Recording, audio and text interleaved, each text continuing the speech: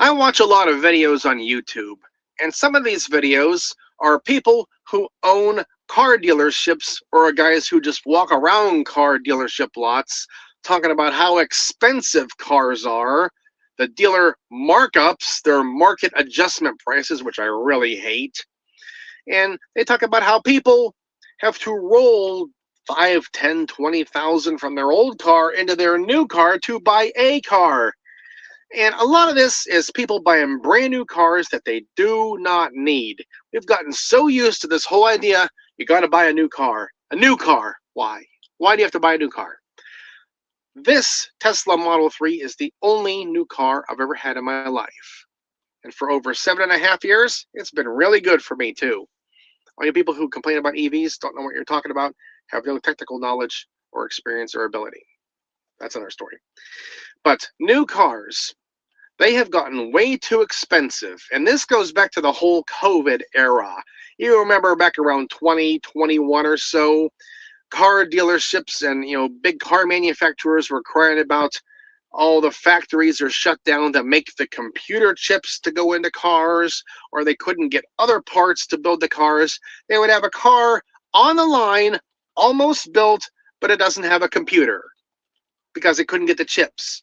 And so without a computer, the car can't drive very well, can it? So supply and demand, what happens? Less cars available, people still want to buy cars, there's fewer cars to pick from, and the car dealerships see this as an opportunity to make more money, profits. And they do what I especially hate, those dealer market adjustments. They, well, we have this car here, but we're going to tack on an extra $10,000 to it. And you can either pay it or you can pay it, market adjustment. Yeah. And the car is instantly then worth even less, a bigger difference in price as soon as you drive it off the lot. Oh, we don't refund the market adjustment if you take the car around the block and bring it right back. Yeah, that's 10 grand you're out totally. It's just profit for us. Now, before I forget, I want to tell you this part. You don't need any kind of fancy car. You want a nice, simple, easy to run, easy to take care of car? Go find yourself a Dodge Neon. Yes, the last year for a Dodge Neon being made was 5. So even the newest Neon you're going to find is 21 years old. But that's not important. As long as the engine and transmission work on those cars, there's little else to go wrong with it. Minimal computer stuff, basic, simple, get you to work kind of car. Very inexpensive, easy to find parts for, pretty easy to work on. Research it. Now, I know what all of you are going to say. Well, I want a nice looking car. I want the cool car. I want to impress my friends with my awesome car. Are your friends paying for the car? Then who cares what they think? I have seen a lot of videos. You can find these yourself. People like with a 400 or a 440 credit score trying to buy a wide body Dodge Charger Hellcat. And some of the things they say in these videos, like, he wants a Dodge Charger itself isn't good enough. It has to be the wide body Charger. I looked it up. The car is like 3 inches wider. Fender flares, fatter tires, big deal. It ain't going to do you any better getting from your home to work or the store, or even just driving down the highway. And he would say in the video, where I'm from, we don't do narrow body. Well, if you're over the age of about 25 and you're worried about the people where you're from, you're an idiot. Forget them. They ain't paying your bills. Take care of yourself. Worry about yourself. So, anyhow, Dodge Neon, nice, simple, easy, inexpensive car. And if you're paying more than $4,000 for one these days, that car had better be in perfect condition with under 50,000 miles. So that's a good starter car for you. Now, a lot of people these days, I really like that new BMW. I want that new Audi, Well, doesn't matter what you like or what you want. It's what you can afford. And that is the way car dealers trick you. They don't talk about the $60,000 purchase price of the car. They talk about monthly payments, and they try all kind of ways to trick you on the monthly payment. Say, and at the total price of the car. So how much can you afford per month? I said, that's not what I asked you. I asked you how much is the car.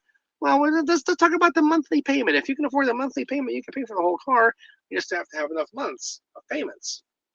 And that's a big problem too. When I got this Model 3, I had a 5-year car loan at about 2.8% interest. And I could have paid the car off sooner than that. But I had other bills. I was getting my laundromat started, so I was happy with the payment I had in this car. I let it run out. 5 years done. So this car's been paid off for 2.5 years. What does that mean? More money for me that I'm not giving out in car payments anymore. I like that. But car dealers, they don't care if you can pay the bill or not. I have to tell you this because a lot of people don't seem to realize this. All the car dealer has to do is get you to sign those loan papers. And then they got their money and they couldn't care less if you can't pay the bill or not. They got their money. It ain't their problem. It's actually a bonus for them because if you don't pay the car loan, then they get to come take the car back and sell it again to some other sucker and make more money. So you really got to be pessimistic with any kind of new car purchase or even a used car purchase because I talked about it in one of my recent videos, their whole business model is to sell the same car over and over. It may be a $5,000 car, but they got that down payment money. They got their whole financing money, and then they get to take the car back when you don't pay the bill and sell it again and get that money all over again. That's a great model for them. And I see videos about car dealers whining about, oh, we can't sell these cars. Our lot is full. And I see people with their cameras walking around. There is just row after row of like new pickup trucks, $60,000, $80,000, $100,000 vehicles. Who needs a $100,000 pickup truck? Nobody. If I ever needed a pickup truck and needed a pickup truck enough to actually buy one and have one of my own, I'd go find some old 80s or 90s Dodge pickup truck, clean it up, rebuild it enough to make it run good, and have the same thing doing the same job for a lot less money. And the way they build cars these days is just, I wouldn't want a new car because they're not reliable. They make them to last long enough to get through the warranty period, and that's it. And for all I know, they have it all programmed in the computers that 2,000 miles after the warranty period ends, you start getting this mysterious problem. And they make it look like, oh, it's this thing over here. It's that module. It's not even a headlight anymore. It's a headlight module or a taillight. The Ford pickup truck taillight modules cost thousands of dollars to change a taillight on. Look that up. But the dealer gets your car in there, and they think, oh, yeah, it's this big, expensive repair. And they go on the computer. They probably plug the computer in. Okay, click, click, click, delete this thing. Okay, turn this off, and it's fixed. Then, we fixed the whole thing. You pay us thousands of dollars now for the parts we supposedly changed. It's all computer-controlled stuff these days. And I know enough about computers to know they could probably very easily do that. And do you think they wouldn't do it if they couldn't make any money off of it? So, for you, your perspective, you are the one, you want to buy a new or at least a good used car. First of all, don't even think about buying a car less than 3 years old.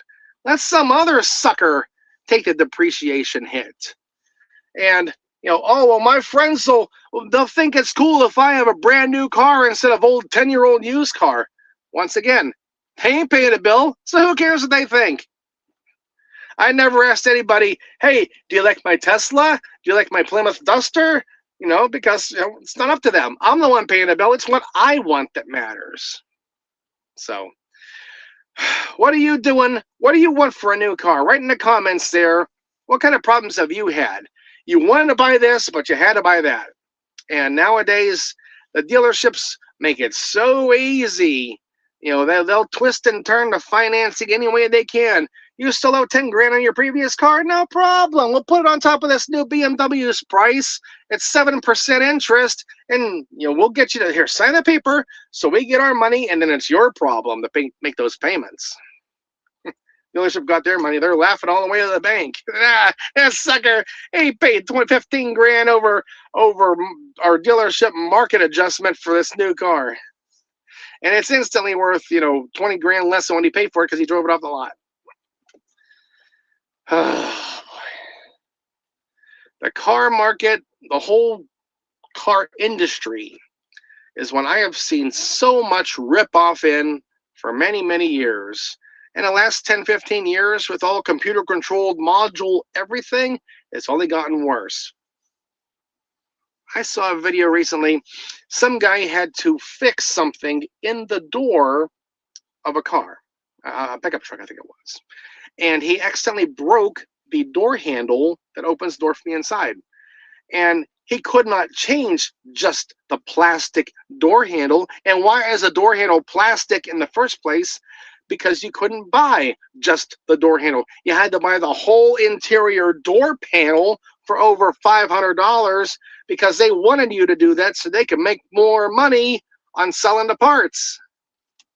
Dealerships and car manufacturers, anything they can. If you ever priced out all the parts of a car and what the dealership parts department charges you for them, and say, I bought this car brand new for $20,000, and you're going to tell me this one little part is $800. Well, you mean the whole rest of the car fits at $19,000 then? Is that what you're telling me? No, because they way overcharge you for parts. Each individual part's all sold individually, more profit for them. They can't wait for that car to go off warranty so they can charge time for all of the repairs and parts for it. This whole car market. Right. Look back at my old videos on the website, www.loudmouthtim.com, home of online video, the longest running web series in the history of the internet, and some of my old videos here on the YouTube channel. I had many different old 1970s Chrysler-made cars for many, many years for a few reasons. Number one, those are the kind of cars I deliberately wanted. And number two, those were the kind of cars I could afford. And number three, there was no way I was going to commit to a car loan payment for many thousands of dollars, because even if I was able to qualify for the loan at the credit score I had at the time, I wouldn't have been able to make the payments, and I knew that. So I dealt with my old cars. I did all the work myself. I paid cash for them, fixed them up, drove them, and I enjoyed them for many, many years.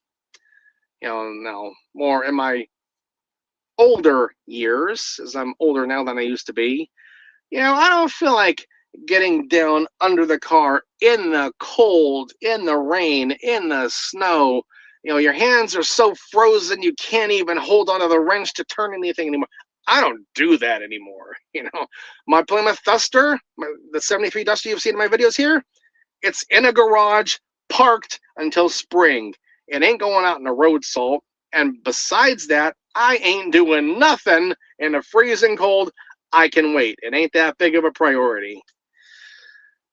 So, write me some comments here. Tell me what you think about all this here. What would you do if you had to buy a new car? Are you going to buy a brand new car for the super high quality junk they make these days? Yeah, it's all nice and clean and shiny until it has some little problem, and there's no simple little repairs. There's no cars in junkyards to go get parts from because the car is brand new. It's all computer controlled, module, everything. Expensive, expensive, expensive. That's not what a car is meant to be for. Now, a car dealership will tell you, oh, this is the finest top of the line, high quality, designer, authentic, leather, computer, everything in the car. Yeah, well, a car doesn't need to have all that kind of stuff to get you where you need to go. Go back to my website, loudmouthtim.com, and look at episodes 74 and 75, The Ride, parts 1 and 2. I had my old 1971 Plymouth Valiant that I drove for 6 years and 129,000 miles. And eventually, the drivetrain in the car was excellent. That thing ran good. and the body was completely rusted out. It had gotten hit in the back. It had gotten hit in the front. I just pulled out the dents and I kept on driving that thing. I put an ad on a car forum, said, hey, I'm selling the car for the complete, excellent drivetrain in the car, and I'll drive the car to you anywhere in the country. And somebody called me up. Will you drive it to Idaho from Pittsburgh, 2,400 miles? Well, if you pay me the gas money and the plane ride home. And he did, and I did. That was an old, beat up, rusted out car. The whole way out there, I was worried that one good bump and those leaf springs in the back were going to come through the trunk floor. It was that rusty. But the drivetrain ran great. You know, just had a really, really bad old wore out body in the car. Those are the kind of cars I had. Those are the kind of cars you should be looking for. Something 15, 20 years old. The less computer controlled stuff, the better. You know, the more basic, mechanical, simple, the better. You don't need a BMW. You don't need your Audi or your brand new Ford, pickup truck or your wide body Charger Hellcat. You know, if you want to get a wide body Charger Hellcat, that's a popular thing these days. Here's what you do. Go find some old 10 or 15-year-old Dodge Charger. Basic V6 model. Paint it or wrap it. Put on your fancy wheels. Put on a louder exhaust. Then, almost as good and a whole lot cheaper, the loudmouth Tim way. It looks like one, but it isn't one. You saved a lot of money. You're saving a lot of gas money. You're paying less insurance, and you're getting from home to work to the store and back home again just as well as your brand new expensive $100,000 car will get you there. So, write me some comments. Tell me what your car dealership adventures are. Please hit the like button. Help me work this YouTube algorithm. Subscribe if you haven't already. I watch my analytics and I see I have a lot of new viewers coming in lately. Hello to all my new viewers. And, keep on watching the videos here. Look back at my history of my old videos. Look at the 6 videos I have in my videos tab of my Plymouth Duster and the work I've been doing on it. That car, it was a 51-year-old car. It sat for over 20 years. And I went through and I had to do a lot of cleanup and changing parts in the fuel system and everything just to get it running again. But I enjoy doing that kind of stuff. It's something to do. It's a hobby, recreation a little bit. And it was just something to work on, something to keep me busy. All right, don't forget, I already made one video about it. This coming Saturday, January 17th, Loudmouth Tim live stream. Come in and see me here and write some comments and join the video. All right, that's all for today. Rate and like and subscribe and all that stuff. Thanks.